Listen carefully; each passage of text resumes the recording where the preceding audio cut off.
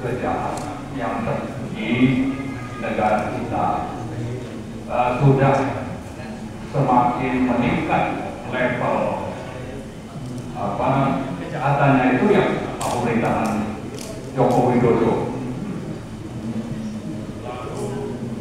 Contoh paling nyata dan yang ada di depan mata sekarang adalah kejahatan melalui kebijakan peraturan yang terbit menyatakan suatu proyek itu masuk kategori PSN. Maka terbitlah peraturan-peraturan yang menyatakan bahwa proyek swasta itu masuk PSN. Salah satu contoh itu Rempang melalui Permenko nomor 8 tahun 2023.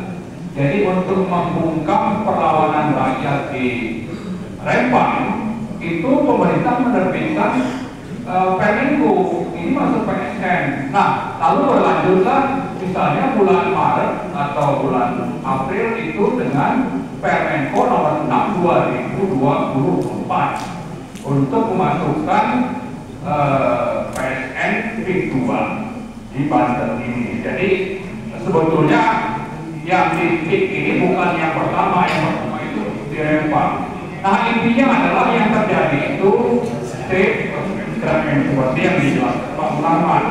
Jadi kejahatan tingkat tinggi yang dilakukan oleh negara dan korporasi melalui berbagai kebijakan dan peraturan yang didukung dengan seluruh aparat untuk pelaksanaannya.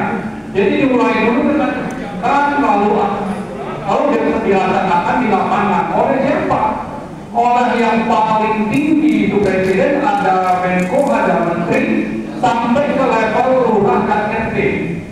Ya, jadi nah, di sisi lain, kejahatan ini yang mestinya dikontrol oleh DPR sudah terkooptasi. Nah, tinggal harus termasuk juga dari yudikatif, apakah itu dari Kejaksaan Agung, KPK, atau polisi. Yang tinggal itu siapa? Yang tinggal itu rakyat. Makanya kalau saya sebut sudah berlangsung lama, misalnya kami dari petisi 100, ada Pak Narko dan sekian banyak pensiunan jenderal itu, misalnya pada bulan Juli 2023 pembacaan petisi 100 yang tuntutannya itu ada pemakzulan terhadap Joko Widodo. Jadi kita sudah lama bersuara, tapi tidak ada hasil. Kenapa tidak ada hasil? Misalnya kalau ada unsur pemakzulan Jokowi, itu harus dimulai oleh DPR. DPR sudah tervokasi karena bagian dari tadi oligarki atau pelaku state corporate crime. Nah, sama juga dengan PSN ini, kita berharap DPR sudah tidak bisa. Maka oleh sebab itu kita sering melakukan demonstrasi di depan DPR, demonstrasi di depan MK, demonstrasi di depan KPU misalnya. Termasuk juga di sini kita pernah demonstrasi ya berapa kali, terakhir itu 8 Januari. Kenapa kita ambil langkah itu? Karena harapannya tinggal itu, tinggal rakyat. Tapi ini akan ada hasil kalau jumlah rakyatnya itu besar, puluhan ribu atau ratusan ribu. Seperti dulu 212, isunya memang mengundang amarah rakyat dan rakyat harus menyatakan sikap, maka datanglah orang jutaan di sekitar Monas 212. Nah, ini isu PSN di Pik 2 ini sudah mungkin kurang memahami masalah, lalu rakyat yang diajak mungkin juga terbelah karena tidak paham. Nah, tapi tidak juga dengan itu kita mengurungkan niat untuk melakukan aksi. Karena tadi kembali lagi, laporan kepada penyelenggara negara itu sudah tidak ada, ya. Tinggal anda kita ini mau nggak kita berkorban sedikit, mengajak teman-teman lingkungan kita untuk melakukan aksi melawan rezim pelaku kejahatan kriminal yang sistemik ini. Kalau memang tidak mau, ya tunggu pasif saja, gitu kan? Seperti Pak Narko bilang tadi, ya bisa saja nanti kita seperti di Singapura ada orang Melayu jumlahnya makin sedikit, sementara di pesisir utara Banten ini yang berkuasa adalah Cina dan orang-orang Cina yang itu didatangkan dari sana. Oleh sebab itu tadi Pak Narko sudah berkali-kali mengulang bahwa saya nanti akan menjelaskan soal aksi. Betul, kita insya Allah tanggal 1 Februari hari Sabtu akan melakukan aksi. Antara lain yang kita tuntut itu adalah pembatasan PSN dibuat. Kemudian kita minta misalnya ada ganti rugi kepada korban. Ada pansus di DPR untuk mengusut siapa ini pelakunya. Tapi yang lebih penting lagi adalah bahwa kita sebenarnya paham pelaku utamanya itu 3 orang yang sudah berulang-ulang kita sebut. Siapa itu? Jokowi, Anwar, dan Tommy Salim. Ya, Jokowi, Anwar, dan Tommy Salim itu pelakunya gitu. Nah, tinggal tadi kembali kita mau ngapain? Ya, kita mau nyerah. Ya, kita perlu menjelaskan ya, kalau kita melakukan aksi, ada misalnya ormas ulama kita ada, itu bukan berarti kita mau menunggangi orang-orang yang diajak ini. Bukan. Ini nasib bersama. Siapapun ormasnya, siapapun tokohnya, kami mengajari karena memang merasa alternatifnya tinggal itu. Dan ini tanggung jawab agama. Kita ini mengingatkan, mari sama-sama. Kami sudah membuktikan, kami sudah melakukan, tapi jumlahnya tidak banyak, sehingga hasilnya itu minimalis. Kita gagal. Nah sekarang, kalau sudah paham masalahnya, kalau memang belum paham nanti kita jelaskan lebih banyak lagi. Tapi yang penting, ya, karena ini nasib bersama, ini tugas agama. Misalnya tugas agama itu di mana? Ada di Ali Imran 104, ada di surah Luqman nomor 17 misalnya. Dari 2 ini saja sebetulnya jelas bagi kita ini tugas agama, perintah agama, meskipun bisa dikatakan fardu kifayah.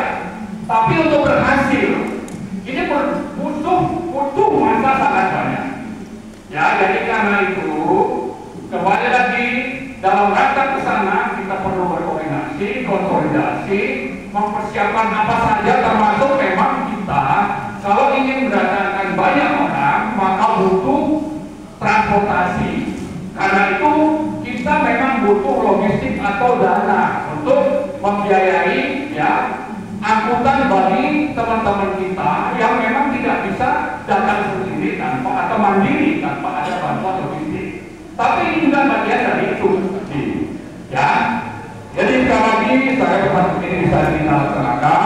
Terakhir sekali, saya ingin mengingatkan bahwa kita jangan terkecoh dengan dendam dari pemerintah, menggembar-gemborkan pencabutan pagar, ingin mencari siapa, padahal sudah jelas tadi 3 orang itulah pelakunya. Yang beroperasi di bawah itu memang nggak tahu perusahaan siapa, tapi ujungnya itu pemiliknya itu ya akuan atau misalnya sudah jelas tinggal ditangkap aja kalau memang punya niat baik. Tapi kalau niatnya ingin meloloskan orang-orang ini, dan kesan saya itulah yang saya dilakukan oleh pemerintah sekarang. Apalagi kalau kita diam. Tapi kalau kita terus bersuara ya, siapa tahu terketuk hatinya Prabowo untuk benar-benar objektif. Jangan cari-cari siapa ini, jangan sampai kita tertipu.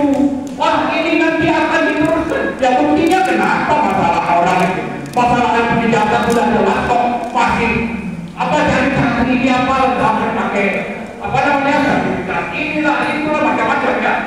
Dan ini kan upaya untuk memilih mobil kita. Nanti di bawah meja mereka ada deal. Oke, nanti laut apa masalah laut reklamasi itu tidak jadi, tapi nanti dapat kompensasi di mana gitu. Tapi orangnya lolos, penjahatnya lolos. Nah itu kita tidak mau ya. Jangan lupa yang namanya kejahatan di darat di 10 kecamatan yang bisa membebaskan sekitar 10.000 hektar ya tanah negara dan tanah rakyat, ditambah ribuan hektar di pantai yang akan direklamasi itu satu paket pemiliknya sama.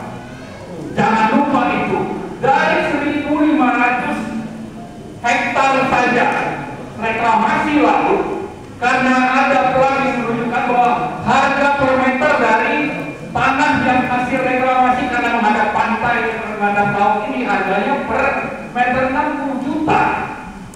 Jadi kalau ada 1.500 hektar, itu untung bagi mereka. Ini sudah langsung menyuap siapa, ada biaya apa. Untungnya itu sekitar 900.000 dari hanya 1.500 hektar.